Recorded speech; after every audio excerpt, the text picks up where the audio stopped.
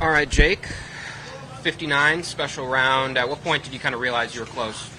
I don't really know. I mean, I knew obviously I had it going really early, but at the same time, that can happen and then it can kind of fizzle out pretty quick. So I thought I did a good job of, just trying to focus on shot by shot and not letting what happened or what could happen affect anything.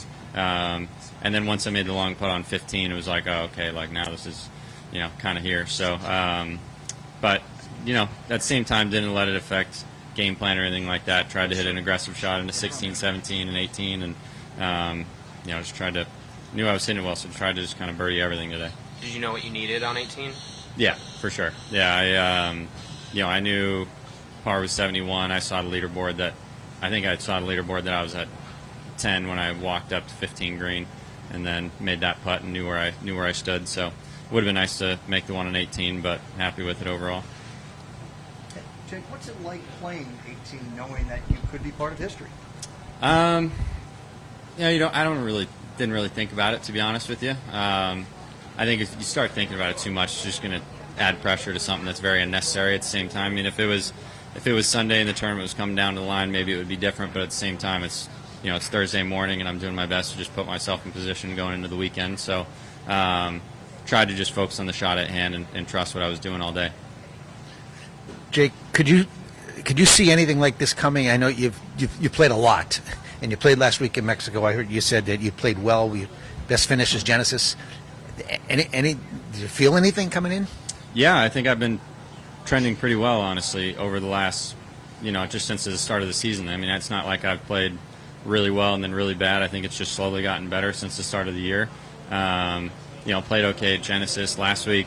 Had a tough day on Friday and then came back on the weekend and struck the ball great. I think I was first in approach on Sunday. So, I mean, I was pretty aware coming into this week that my game's trending in the right way.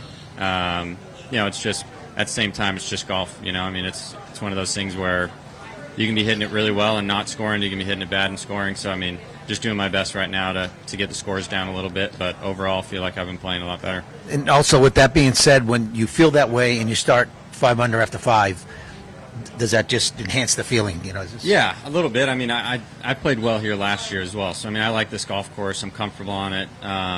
When the wind was down, I knew that it was going to be gettable. And when this place gets windy, it can get really challenging. So it's one of those where, you have to play pretty aggressive when it's not windy. So I just did my best to do that. And, the first hole, I hit it right over top of the flag, and I hit a bad shot on 2. And then after that, hit good shots everywhere other than 7. But, I mean, 2 and 7 or 6 were really my only kind of poor swings of the day. But other than that, everything was kind of going where I wanted it to.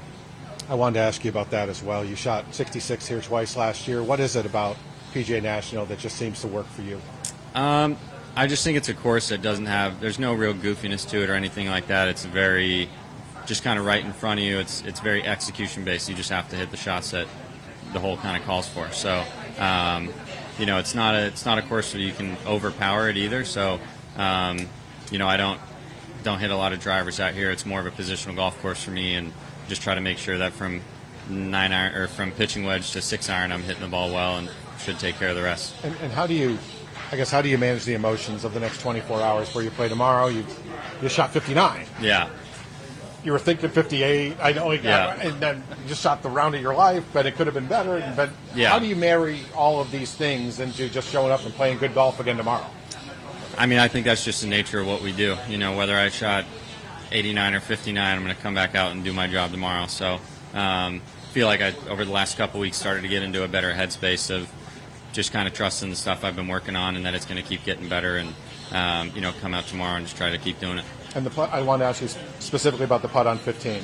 There was a lot of break to it. Is that kind of when you knew you were going at that point, but did you know you were really going when, because that was in the whole way it looked like? Yeah, I mean, I feel like I honestly had it going like well before then. Like I didn't really make many putts today, if I'm being honest. Like I just hit it really close. And it was, I made a lot of kind of 8 to 12 footers, but nothing of great length. And to shoot a score like that, usually you do. So yeah, I mean, on 15, I got a really good read off Tom. He was putting from, 8 feet left of me on similar length. So I got to watch his go in dead center, so it gave me somewhat of an idea of the pace and all that. And halfway, I knew it was on a pretty good line, and it didn't have a ton of movement, but I mean, yeah, it just kind of cozied right in there.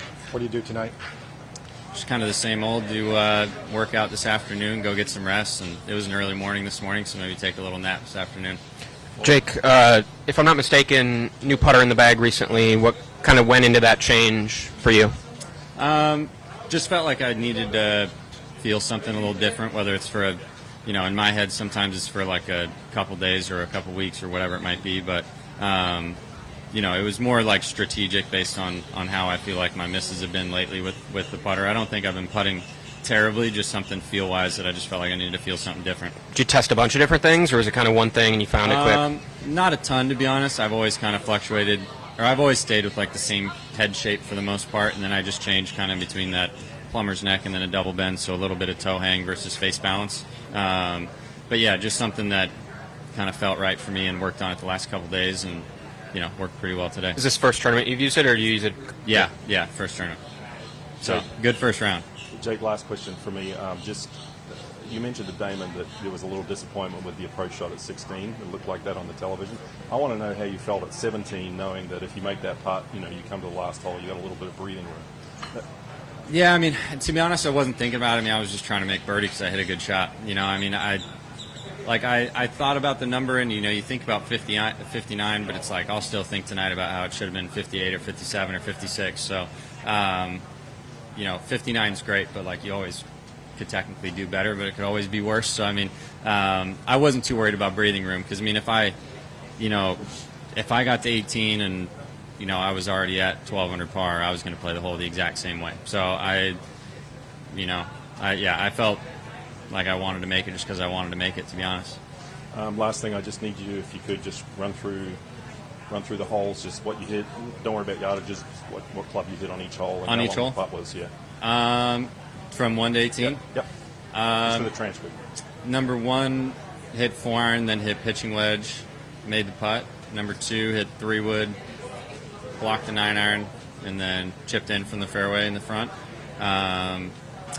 Next hole, number 3, hit driver, hit 5-iron to kind of the front third of the green, and then 2-putted. Next hole, hit 3-wood, then a pitching wedge, and then made like a 10-footer. The par 3 hit 6-iron, pretty close, probably to like 3 feet, 3.5 feet. Next hole, hit driver down the middle, hit a bad 7-iron out to the right, was able to get up and down. Number 7, hit a 4-iron to like pin high right, 1725, somewhere in there feet-wise, and then lipped out that putt. And then number 8, hit 3-wood, hit 9-iron. Don't remember if I birdied 8. I don't think I did. Can't remember, to be honest. I'd have to look at that.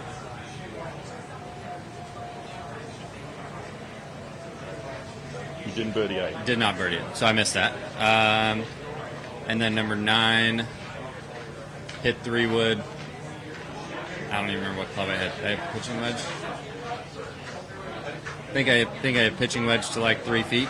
Number 10, hit driver, then hit 5-wood, 2-putted. Number 11, hit 3-wood, then gap wedge, made the putt. Number 12, hit driver, then pitching wedge, missed it. Next hole, hit 3-wood, 56 degree, made it. What are we on, 14 now? 14, hit driver, 9-iron, pretty close, made it. Next hole, hit 8-iron to left side of the green, made a long one. 16, hit 3-wood, pitching wedge, and then just missed that one. 17, hit 8-iron, just missed, and then 18, driver, 6-iron, and 2-putted. Perfect. Thank you. Cool. Appreciate it. Thank you, guys.